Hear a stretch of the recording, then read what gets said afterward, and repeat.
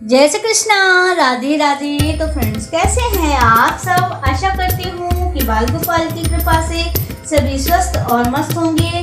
तो फ्रेंड्स, आप सभी को गोवर्धन पूजा की ढेर सारी शुभकामनाएं। गोवर्धन गिरधारी सभी की मनोकामनाएं पूर्ण करें। तो फ्रेंड्स, अब तक मैंने कार्तिक मास के 17 अध्याय का अध्ययन कर चुकी हूँ। आज मैं कार्तिक मास का 18वां अध्याय का अध्ययन करने जा रही हूँ। तो अगर आप सभी को आज ये कार्तिक मास का 18वां अध्याय पसंद आए तो कमेंट में जय श्री हरि विष्णु जरूर लिखिएगा और वीडियो को ज़्यादा से ज़्यादा शेयर कीजिएगा, जिससे कि भी इस कथा को और भी लोग सुन सके, जिससे कि कुछ पुण्य फल की प्राप्ति शेयर करने वालों को भी होगी और कथा सुनाने वालों को भी उतनी ही पुण्य फल की प्राप्ति होगी। तो आइए चलते हैं कार्तिक मास का 18वां अध्याय का अध्ययन करने। तो अगर पसंद आए तो कमेंट में जय श्री हरि विष्णु जरूर लिखिएगा। तो चलिए शुरू करते हैं। बोलिए वृंदावन बिहारी लाल की जय, भगवान विष्णु की जय, माता लक्ष्मी की जय, माता तुलसी की जय।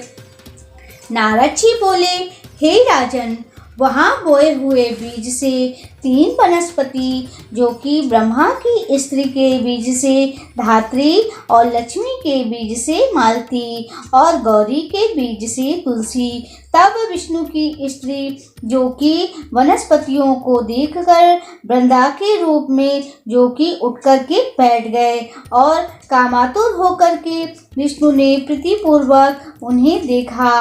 तुलसी और धात्री ने विष्णु की ओर देखा। जो बीज लक्ष्मी ने ईर्षा करके पहले दिए थे, इससे उनसे पैदा हुई जो कि स्त्री लक्ष्मी की ईर्षा करने लगी और इससे अति निंदा, इसका बर्बरी नाम रखा गया। और धात्री और तुलसी, जो कि विष्णु की प्रीत देने वाली हुई थी, फिर विष्णु भगवान जो कि उस दुख को भूल गए और देवताओं को नमस्कार करके उनको संग में लेकर के बैकुंठ को गए। इससे जो कि कार्तिक उद्यापन में तुलसी के वृक्ष के पास भगवान विष्णु की पूजन की जाती है और तुलसी वन जो कि तीर्थ सभी पापों को हरने वाला होता है और तुलसी स्पर्श से सभी तीर्थ का फल प्राप्त होता है और जो कि कामों का दान वाला है और जो कोई इसको घर में लगाते हैं वहाँ कभी भी यमराज नहीं आते हैं और यमराज के दर्शन उन्हें नहीं करने पड़ते। नर्मदा दर्शन, गंगा स्नान और तुलसी वन संसर्ग, ये तीनों एक ही समान हैं। तुलसी लगाने वाले और पालने वाले और पानी देने वाले, जो कि दर्शन स्पर्श से मनुष्य की वाणी और मन शरीर से पापों को भस्म कर देती है। जो तुलसी की मंजरियों से विष्णु और शिव की पूजन करते हैं वे कभी गर्भ में नहीं आते, निसंदेह उनको मुक्ति मिल जाती है। और जैसे तीर्थ में गंगा, जैसे नदी में गंगा और भगवान में वासुदेव और सब तुलसी दल में रहते हैं। तुलसी की रज लगाकर जो कि अपने आप शरीर में हर प्रकार की कांति को लाते हैं और प्राणों को छोड़ने वाले, जो कि तुलसी की रज लगाते हैं, प्राणों को छोड़ने वाले कितने भी पाप युक्त होने पर भी उन्हें कभी भी यमराज के दर्शन नहीं होते। तुलसी जो कि कंस चंदन को धारण करने वाले, शरीर में कभी भी पाप स्पर्श नहीं होता है।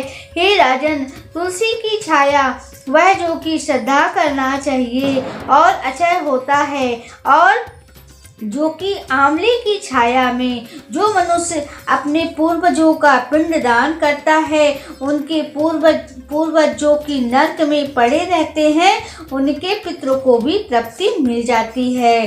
राजन, माथे में, मुख में, देह में जो आंवले का चूर्ण धारण करता है वह स्वयं हरि जानना उसके अंदर हरि का वास होता है।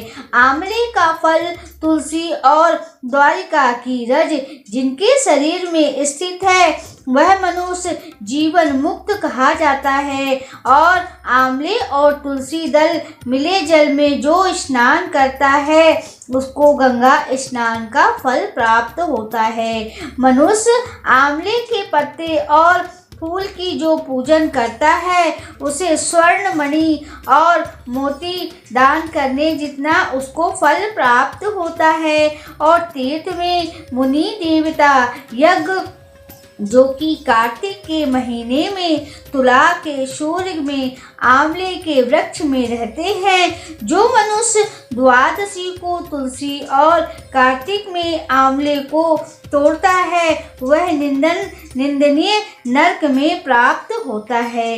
कार्तिक मास में आंवले की छाया में बैठकर अन्न भोजन करना उसको 1 वर्ष का पाप जो कि नष्ट हो जाता है। और भगवान की पूजन जो करता है उसको भगवान विष्णु की कृपा प्राप्त होती है, सभी प्रकार के सुख भोगता है। विष्णु की महिमा में जो कि भांति धात्री और तुलसी के बीच के महात्म्य में जो कि चतुर्मुख ब्रह्मा भी नहीं काट सकते हैं। और धात्री और तुलसी के जन्म के कारण जो युक्त में सुने हैं और सुनावे हैं उन्हें निष्पाप और उन्हें कभी भी किसी भी प्रकार का कष्ट नहीं होता है।